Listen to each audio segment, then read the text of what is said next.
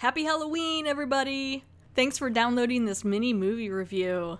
This movie review is about 2019's Three from Hell. This is the third in a trilogy by Rob Zombie, composed of House of a Thousand Corpses, The Devil's Rejects, and now Three from Hell. It's been quite a while since we've heard any movies in this genre about the Firefly family. I didn't realize how long the gap had been, actually. House of a Thousand Corpses came out in 2003, and The Devil's Rejects was 2005, and it has been 14 years since then, and now we have Three from Hell. Do we need it? I don't know. We'll find out. I think the other two together make a good duo themselves, and I could have sworn we wrapped it up at the end of Devil's Rejects. When I come back from watching the movie, I will talk about the other two movies and how it ties into this one, if it does. So, Three from Hell, again, is directed by Rob Zombie, 2019. Written by Rob Zombie, it stars Sheri Moon Zombie, Sid Haig, Bill Moseley, and Richard Brake. It was produced by Lionsgate, Saban Films, and Spook Show International Films, distributed by Lionsgate. It was released September 16th, 2019 in select theaters, and it had like a special edition thing and like a background interview thing in the theater. I didn't go see that. I know some people who did. So it runs 115 minutes. That's a bit long. We'll see. I think the other ones are quite a bit longer too, so we'll see. The budget was $3 million, and in the box office it made $2.2 million, but it was only given a special 3-night theater thing, so it wasn't like a whole, like I said, it was for select theaters. It was only for a couple of nights, from September 16th to September 18th, 2019. So it was released to Blu-ray and DVD October 15th, 2019. So, again, like I said, the cast, Bill Moseley is coming back as Otis B. Driftwood. He is revolting. He plays it very well. I really hated his face in Devil's Rejects. He does it very well. So that's the one thing I'm worried about, is what he's going to be bringing to the table for this one, because he plays this character so nasty that it's just like, it's hard. Sheri Moon Zombie is back as Baby Firefly. Her apparently real name is Vera Ellen, which I'm not sure if I knew that, but I always just called her Baby. She's fun. She's fine. I liked her better in House of a Thousand Corpses. In Devil's Rejects, I found her a bit annoying, but, I guess that's the point. They're supposed to be horrible people, but like an annoying, like, close your mouth kind of way. Not just like, oh no. Sid Haig is back as Captain Spaulding. From what I've heard, he's not in it as much. Recently, Sid Haig has passed away at the age of 80 from an illness. I believe an illness. So that rocked the horror community pretty hard, I think. So this was his last movie that he did. I think at the time he wasn't feeling very well or doing very well, so his part was greatly reduced. I will see what they'll do with him. I mean, at 80 years old, he's had quite the career, and I'm sure he still brought it, even if it, wasn't like a whole big part. There's also now Richard Brake as Winslow Foxworth, or Foxy Coltrane. Danny Trejo is in this. Dee Wallace is also in it, so I'm pretty excited about that. As well as Clint Howard. Haven't seen him in a while and something. You know him from, like, I believe Silent Night, Deadly Night 4, The Ice Cream Man. He has a unique face. So let's see a little bit about production here. So production began, all this information I'm getting off of is from Wikipedia, but again, 2019, Three from Hell, as if you forgot. But here's some of the information on the production. It began March 13th, 2018, was wrapped up by April 10th. I think that's pretty good. If we could shoot a 115-minute movie edited in like a month, that's the kind of movie role like I'd want to be. They also used the Sybil Brand Institute in Los Angeles, which is a decommissioned women's prison served for a filming location. But then post-production was postponed for 5 months to allow Rob Zombie and Marilyn Manson's tour to complete. So they didn't really start editing until September 11th, 2018, which sounds interesting to be like, oh yeah, I forgot all about like what was going on, and then you go look at it and you're like, oh yeah, and then you can't go back. You're just like, well, that's what we got. Then they sound mixed and everything and completed it by April of 2019. And like I said, Sid Haig was going to have a larger role in this, but because of his health issues, they had to change the script and they rewrote it to introduce Richard Brake's character. So I'm assuming anything that Sid Haig was going to do in this role as Captain Spaulding got adjusted, and maybe the new guy Richard Brake do it. I mean, because besides the health issues, Sid Haig's also 80. It's been 14 years since the last movie. He was around mid to late 60s in that movie. So again, Sid Haig has passed away as of September 21st, 2019, shortly after the movie was released. I'm sure you got to see it. I would hope so. So they rewrote the script, so now Richard Brake is the new guy, Foxy or whoever, coming in to do this. So we'll see what that character's like. I'm sure he'll be just as gritty and disturbing. So I'm going to go check out 2019's Three from Hell. I'm excited. I'm nervous. I'm flustered. I'm gonna go watch it, and I'll be back to let you know what I think.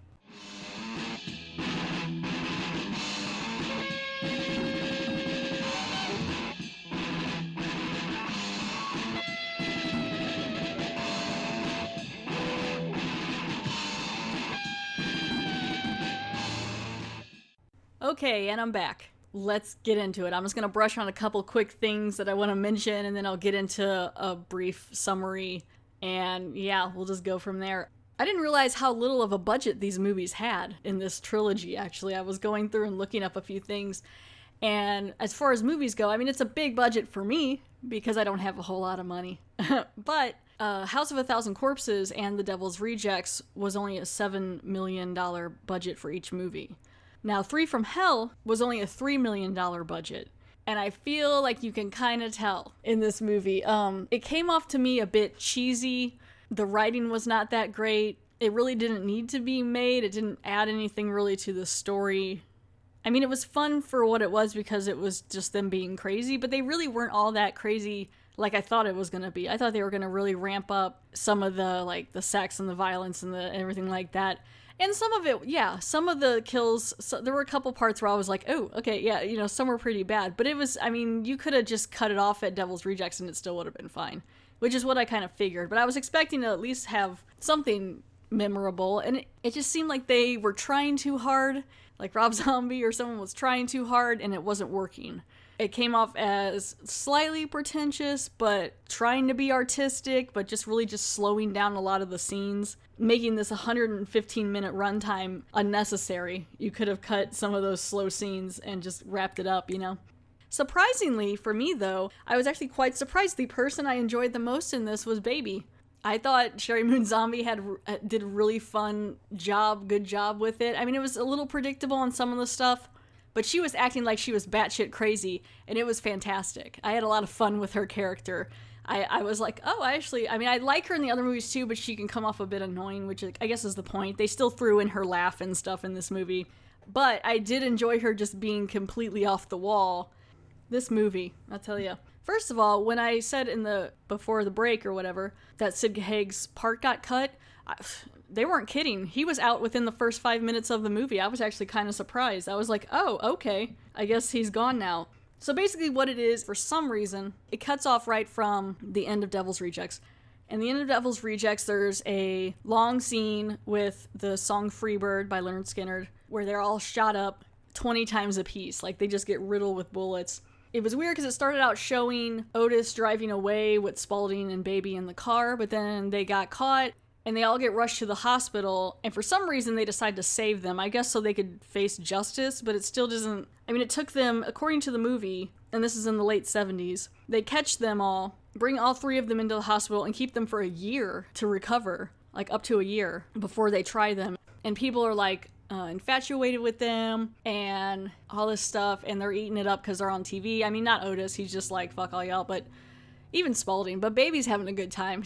There's this one scene where they slow it down and they have her with the three guards before she goes to try to get on parole, and she's just like slowly walking down like, yeah, you remember how cute I am and how pretty I am? I'm Sheri Moon Zombie. It was fun. I liked her and it was funny. But that's the thing, I laughed a lot in the movie. It wasn't even like it was they're crazy. It was just more like, that's silly. Anyway, so they all get tried and put in prison or whatever. So now it's like the late 80s. There's this dumb, I don't know what he's supposed to be, I guess the owner of the prison. He's got this weird curly Q mustache that's really annoying. This is going to be a lot of just stream of consciousness. I'm sorry. Anyway, within like the first 5-10 minutes of the movie, Captain Spaulding, they put him to death by like the gas or lethal injection, something like that, so they take him out, so he's gone out of the movie. So then they bring in the new character, played by Richard Brake, Foxy, and he did fine. I thought he blended in well with the group. It was supposed to be their half-brother. Otis gets out in a really dumb way. Like, they take these prisoners, they have all these prisoners, including Danny Trejo, at this male prison. Richard Brake, I guess his half-brother Foxy, is waiting, but they take him out in this truck in the middle of nowhere, and they're like taping it for some reason. And they're all like, this tape was found and everyone was dead and everything. And you're like, okay, well, some crap's gonna go down. And they take these prisoners who are like horrible, horrible people, insane people, to dig a ditch. I think you can find other prisoners who can do that. I don't know if that was just the way back then or if that even happened, but I was like, come on. They're tried for like 38 deaths and dismemberments and arts and craft projects that they did on these people, and you're letting them come out and just dig a ditch. Next thing you know, Foxy showed up, they're killing everyone, they take out Danny Trejo and everything like that. Everyone's dead. Otis is free, he's out with his half-brother Foxy, and they're running around being crazy or whatever.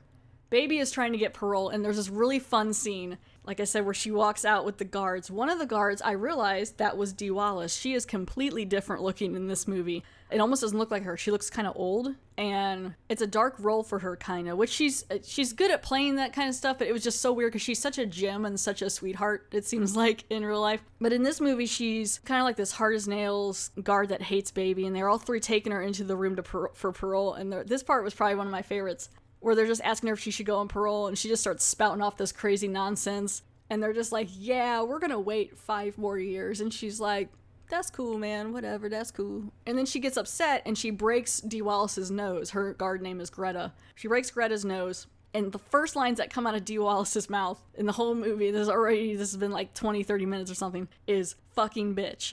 That's fun. And so next thing you know, Greta's got a broken nose, like with the tape stuff and whatever on her nose for the rest of the thing.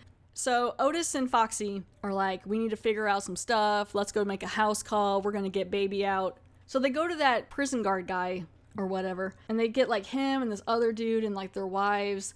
They bring some clown over, some poor like child party clown, and they're like telling him that he needs to make them laugh or they're going to kill him. And I mean, they kill him anyway. It really doesn't matter. There's just a whole bunch of stuff there. You know, it ends up like this whole blood fest and stuff. They talk to the guy, the prison guard guy, and they're like, you got to get Baby out of here. And he's like, first of all, she's crazy. She's going to try to kill me if I try to get her out. So like they wrote her a note or something from Otis, had Greta bring her in the office. They were like, hey, read this. She's like, okay, cool. I won't kill you. And then Greta comes in to the office like, what's going on in here? And then she gets choked out and dies. And it's just like this whole thing. And I'm like, how is he even getting away with this? And right before that, the prison guard guy takes this huge bump of cocaine. What is going on in this movie? I'm like, I guess he figures he's gonna die anyway, which is true. Everyone dies. Him, the other guy, their 2 wives.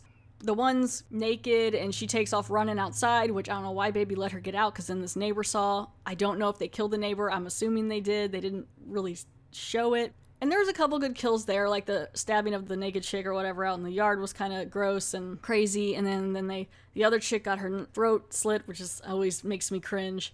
But really, it seemed like it was a bit subdued for me. So they did, like I said, they got Baby out. They decided to go hide out this hotel after they killed this family because the cops are coming or whatever. Killed these couples. Meanwhile, everyone is like, oh crap, Baby and Otis are out. Everyone's out. Everyone's after them. So they go to this hotel and they're like smoking some weed or whatever. The problem is after they've been in prison for this long, now they're like really crazy. I mean, Otis is really not any different, but Baby has really lost it. And she's just a loose cannon. And I'm not sure why they even broke her out because she just gets them in a lot of trouble. So her and Foxy and Otis are hanging out, and she's like, I'm gonna go do whatever. I guess she wanted to get laid. I don't know. So she goes out and she meets Sean Whalen. A lot of people in Death House were in this. So you got Sid Haig, Sean Whalen, Dee Wallace. She talks to him and stuff, and then he realizes it's her from the TV. She kills him. There's just a lot of different deaths. There's like another dismemberment of like the skinning of the face. That was kind of gross.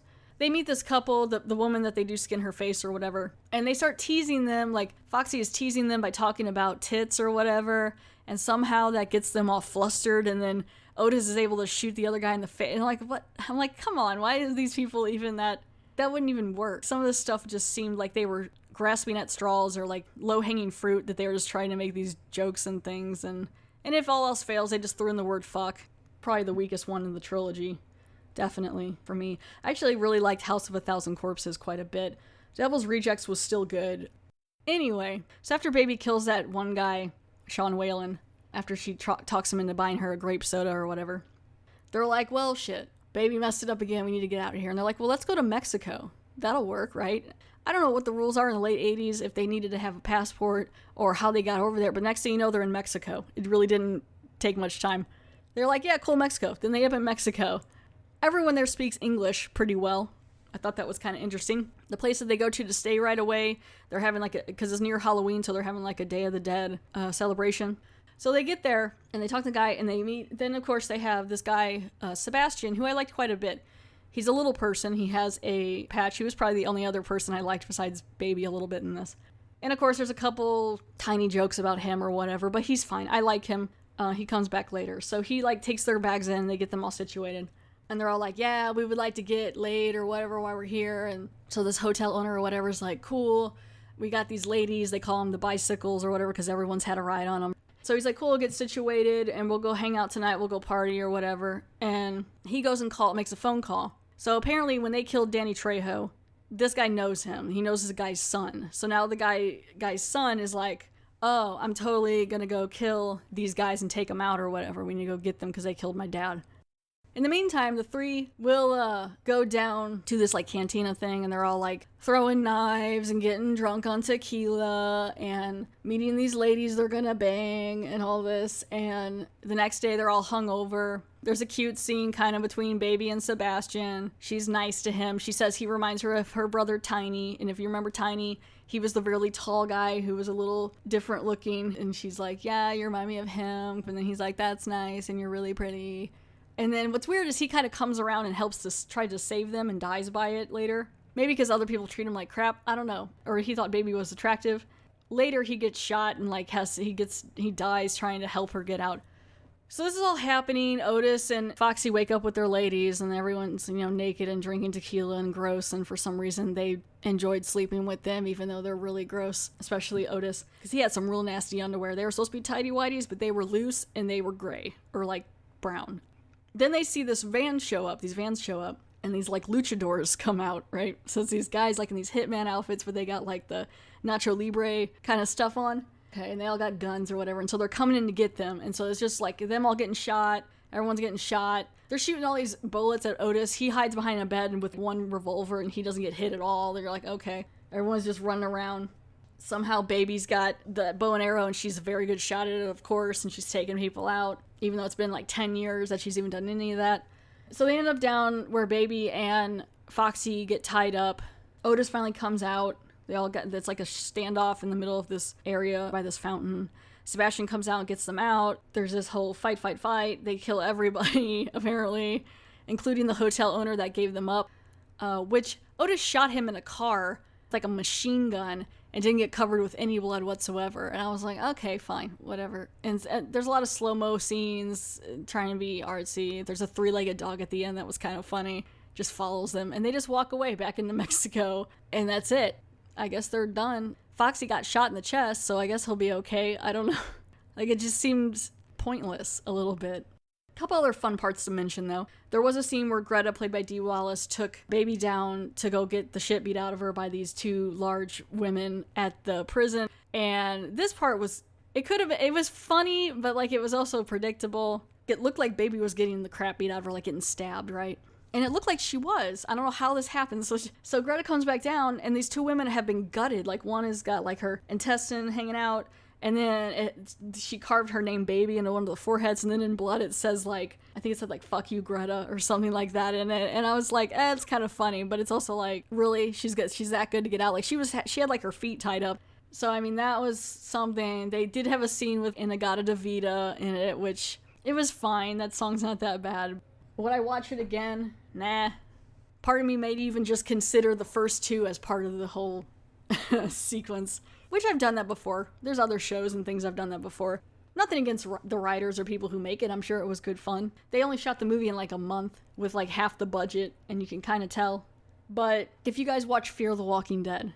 So I started Fear the Walking Dead. It was really fun. I enjoyed it. I had a good time. Spoiler a little bit for Fear the Walking Dead. At the end of season 3, there's a bridge fight, and they all jump off this bridge and it explodes. That's where I like to pretend it ended. Because once it hit season 4 and became the Morgan show from Walking Dead, and then tied itself to Walking Dead, it completely lost any really interest to me. Right now, I kind of hate skim through it just to see what's going on, because I like some of the actors in it. In the story, some of it's fun, and I like seeing the zombies and stuff like that. Plus, they killed off my favorite character, one of them, played by Kim Dickens. She was the mom. Even though I'll still never forget her for turning on those hotel lights in, like, season 2. Same thing with, like, I just dropped off that show. If you ever watch Under the Dome, it was made based on a book by Stephen King. Book was fantastic. show fell apart about a season and a half in. I thought they were going to make just a small series about it, like a 6-part series or something, but nope. They tried to go for 3 seasons, and I gave up on that real quick because it just fell apart. So, I mean, yeah, there's tons of shows. Do you have shows like that? Let me know. Let me know on Twitter or something like that. Maybe I'll put a thing out. But yeah, so, I mean, if I could rate this out of bottles of tequila, I would give this movie 5 bottles out of 10. So 5 bottles of tequila out of 10 for 2019's 3 from Hell. Thank you for listening.